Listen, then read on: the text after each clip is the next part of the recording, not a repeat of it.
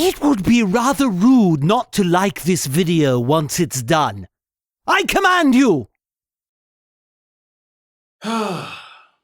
Just take a look at these guys. Looking so happy. You know, it's funny how these two guys, their careers have just blossomed over the years. And, you know, from their humble beginnings to this here now HBO series called True Detective. It's awesome. In fact, I'm just going to give you my rating now. Why bother review it? First class. I don't think there's anything else that needs to be said, because I could probably go on for an hour or two. So let's just leave it at that, okay? True Detective First Class. See ya.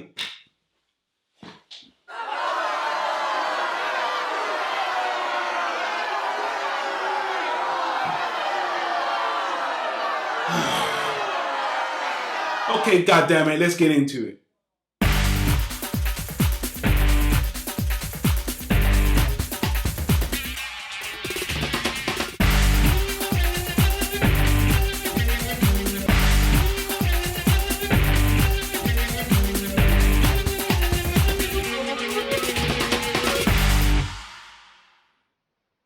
Because of the unique anthology style of different characters this show is meant to follow in future, I want to be specific and say this particular review is for season 1 of True Detective, which features Woody Harrelson and Matthew McConaughey. It's True Detective time. Bang. Okay people, so the short synopsis is True Detective revolves around the lives of two homicide detectives, Ross Connie and Martin Hart, who become entangled in a 17-year hunt for a serial killer set in the southernest part of North America, Louisiana. So there was a lot of hype for a lot of different reasons for this particular show. And first of all, I'll start by saying, I mentioned before, this is meant to be an anthology. It's meant to be a series where each season is about a different set of characters. It's my understanding that these are going to be very high-profile actors playing these roles. In this particular season, for example, these are Hollywood, A-star Hollywood actors, Woody Harrelson and Matthew McConaughey. Next season, right now they're in deliberations on who they're going to get next season. But apparently HBO want to pay some top bucks to get some really quality actors. And this might be the kind of show that showcases Hollywood stars coming down to do short mini TV series style for this kind of show. So that concept just had people just enthralled. And I was like, you know, when I first heard the cast, like these two guys doing a TV show, I was already sold to watch this shit, period. So once again, because I don't like to follow the crowd and just let people ruin the show for me, I tried to avoid watching it until it was finished. Luckily, this is a very short show. I believe it's only 8 episodes. So I didn't have to wait that long. And now I've watched the series. Let's start with the characters. For the most part, I would say this series has a small cast, but most of the cast, apart from Woody Harrelson and Matthew McConaughey, there's some shining stars, some up-and-comers and some other Hollywood actors in here. You have to keep an eye out for, but I'm going to point some out that some people may have missed or may be surprised about. Woody Harrelson is one of my personal favourite actors. Now, I know generally he's not super A-list Hollywood stars, but his career has been nothing but thoroughly consistent, and almost everything this guy has ever acted in, I've loved. I just love him. I love the guy, no homo, but I do love the guy. I love his acting range, you know, from Cheers to Kingpin to The Hunger Games to this and everything in between, like movies like Defender, which I love as well, which, you know, he's not shy to do roles that are really up there, really down there, you know, side characters, main stars, Zombieland. You know, I can go on and on for this guy. In this particular show here, he's a strong presence. He's got that same charisma that I love from Woody Harrelson. He's got great range again. He's playing more of a straight type, I'm not going to lie. And what I mean by that is kind of the predictable cop that loves his family but's a serial cheater. You know, he's not afraid to bend the rules, but, you know, he does stand for justice and he hates stuff like children being abused. So you kind of seen this character in other cop movies and stuff, archetypal kind of character. But Woody Harrelson, his presence and his delivery is fine. Great choice for this. Let's move on to Matthew McConaughey. Oh, Matthew McConaughey. This is the performance. This is the performance for Matthew McConaughey. In the last 3 years, or 4 or 5 years, he's been coming up and up and up and up and up. I think it kind of started with The Lincoln Lawyer, which is a great film. Then he went on to that film where he was a crazy, dirty cop. I'm forgetting the name right now. Killer Joe. Then Mud. And then more recently, Dallas Buyers Club, which he won an Oscar for, which I thought was an okay movie, but for me, he won the Oscar more for the subject matter of the movie than the performance himself. But Matthew McConaughey's been rising, and, you know, he shied away from being that good-looking guy doing stupid movies like, you know, How to Lose a Guy in 10 Dates, and is more into a character, an actor who shows a lot of diversity. But this role, in this show here, True Detective, this is the one that if you're a fan of Matthew McConaughey, if you are a doubter, you need to see this role.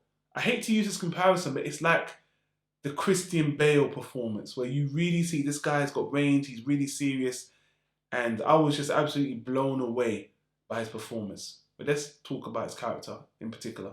Matthew McConaughey couldn't be any different than Woody Harrelson's character. He is a nihilist, someone who believes everything is more or less worthless. He's a very logical person.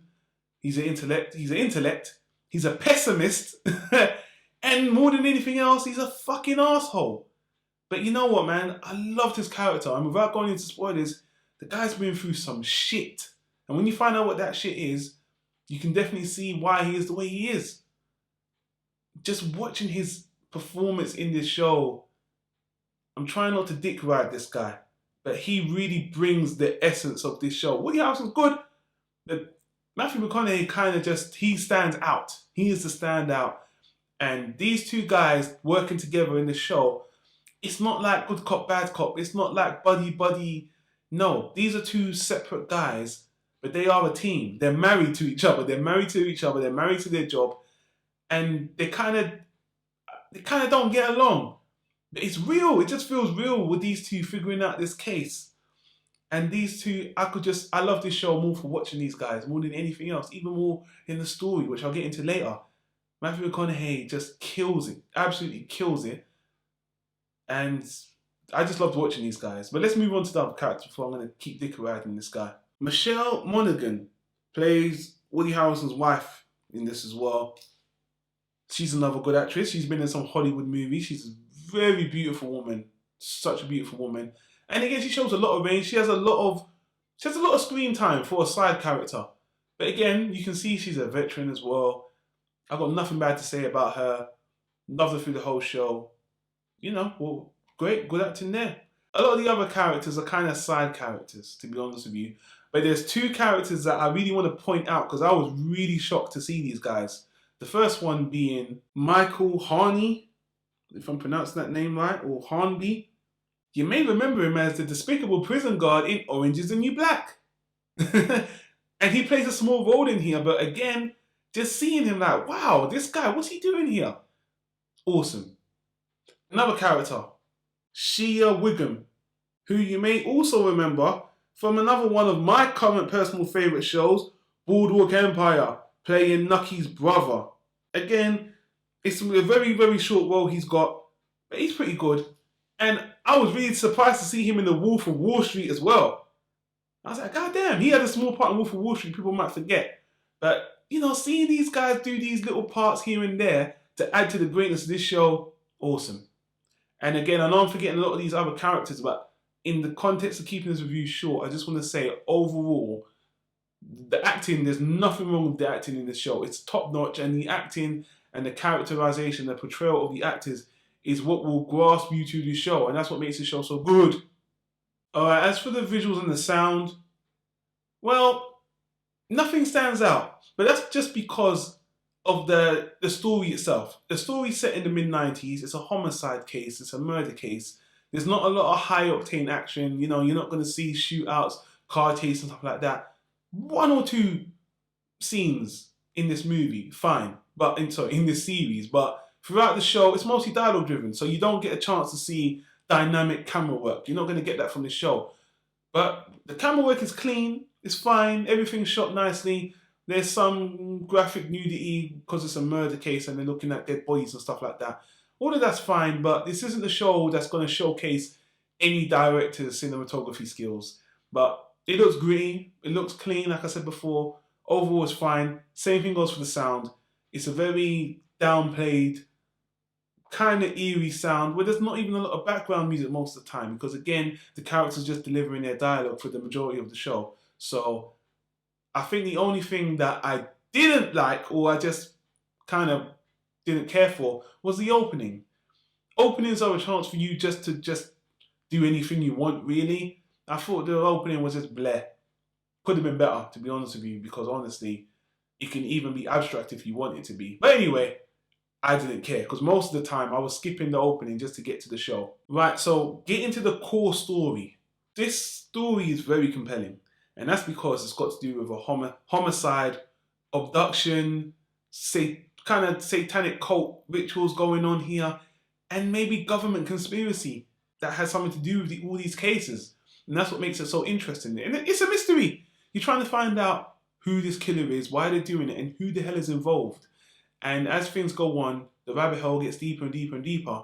And it's also worth mentioning, and I don't want to be confusing when I say this, but if you already watch the series and you understand what I'm about to say, the story's kind of told in past tense. In the beginning, you're seeing the story set in 1994 or something, and then in the future, you realize they're talking about the case from the future perspective because it looks like the case is already closed. So, and the thing that makes this so dynamic is Woody Harrelson and Matthew McConaughey are being interviewed about this case in 1994. But as they're telling the story to the investigators, sometimes they're lying. They're telling the investigators one thing, but us as the viewers are seeing another thing. And it just brings a whole new level of immersion for the viewer to be like, damn, these guys, why they, they're lying. And you know why they're lying, but it just makes the story that much more interesting. And again, it's a short show, only 8 episodes. It really does feel like just a really good detective movie condensed into a mini-series. None of the episodes felt wasted to me. It felt short and concise, but I know a lot of people had a problem with the ending. And I'm going to get to that, and I'm going to address, I thought the ending was okay. No, I thought the ending was good actually, but I guess I understand why people didn't like it. But you know what, I'm going to put that aside for now, finish off my review, and I want to address a lot of the criticism that people have with the ending later. Again, for the most part, I was just so enthralled by the acting. The acting across the board, just watching these guys' lives, watching Woody Harrelson and Matthew McConaughey just talk. Sometimes just watching them talk, and Matthew McConaughey's dialogue was so fucking crazy. He's such a nihilist, such a pessimist, and hearing him talk and piss off Woody Harrelson was amazing. And again, even Woody Harrelson, his life with his family and his cheating, and I was just the acting killed it. For me, the story played a second note to the acting, and again, this is what can happen. Sometimes story can outshine acting, and sometimes acting can outshine story. And for me, the acting outshines story, and that's another reason for me why the ending didn't bother me as much, because even when it was over, I just wanted to watch these guys. I wanted to watch these characters because they were just so interesting to me, and they were portrayed so well. Their dialogue was written so well. I just wanted more. But you know what? What they did was enough, and I'm glad they got this 8-episode concept, because honestly, when shit goes on too long, that's when it can just run dry. Even the best story needs to have an ending, and this was short and concise and was sweet. So I didn't have any problems with it. And as I said, I thought everything in Journal was fine. The characterization with the characters was great. The acting was great. The dialogue was great. I'm just dick riding the whole show. So let me just stop it there and say I didn't have a problem with everything. But now I think I'm going to have to get to the ending, which people have problems with. You have a second to get away, people, if you don't want to hear this. So, okay. The problem most people have with the ending is that it's too straightforward for people.